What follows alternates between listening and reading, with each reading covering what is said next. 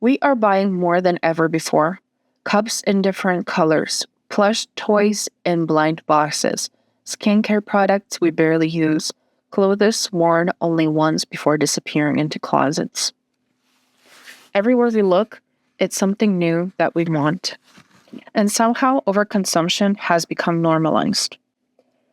In just the past year, an increase in consumption has risen by $0.4 thousand billion dollars from 2025 to 2026. That is one of the biggest increases in just 1 year that America has ever seen. Overconsumption has become somewhat of an aesthetic. This obsession with buying is not simply greed or materialism, it is psychological. Because modern consumer culture is no longer selling a product, it is selling identity. It's selling comfort, belonging, status, and individuality. So, the question is no longer why do people buy things? The real question is, why are we using consumption to define ourselves? Online identity is increasingly communicated through consumption.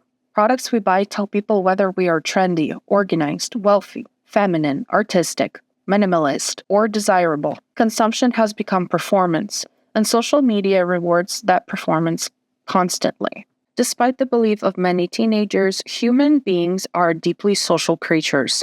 We look out to one another to understand what is valuable, acceptable, and desirable. Psychologists call this social comparison theory. People compare themselves to others to evaluate their worth and status. Social media constantly exposes us to this, showing us influencer lifestyles. A good example of this is Hailey Bieber. Girls often mimic whatever she does. If she does something crazy to promote her own skincare brand, you best bet that everyone's going to start doing that to their skincare and claim that it actually works. Seeing everyone online with Labubu or a Stanley Cup creates pressure to participate. We compare ourselves to others constantly, especially online. When millions of people display the same product, trends begin to feel as a necessity. Owning an item becomes participation. Not owning an item can make you feel excluded. This is known as a normative social influence, people conforming in order to fit in. Sometimes people don't even like the trend that much. They just don't want to feel left out. This is huge for collaborative culture, visual products, fashion trend, and beauty products. Trends like Labubu and Stanley Cups may seem irrational on the surface, but psychologically they fulfill a very rational human need, the desire to belong. Algorithms, scarcity, and dopamine. Modern platforms intentionally intensify consumer desire. Social media platforms do not simply reflect trends, they accelerate them.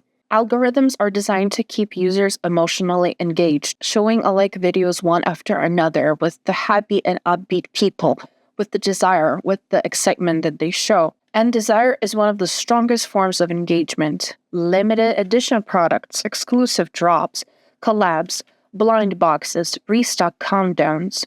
Be the last person to get this. These marketing strategies activate psychological reward system tied to anticipation and dopamine. The anticipation itself becomes addictive.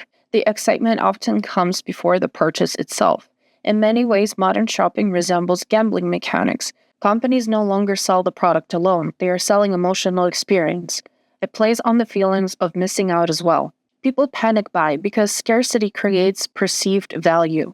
Many people have gone down into real emotional breakdowns in front of cameras when opening a blind box for hopes of getting that one rare specific doll or color of the doll. For Labubu, it was the gold Labubu that everyone hunted for. And now the current trend took over with the dumplings, and the most valuable prize was getting the silver glitter dumpling, where kids and adults would fight for a chance to open one. The illusion of individuality.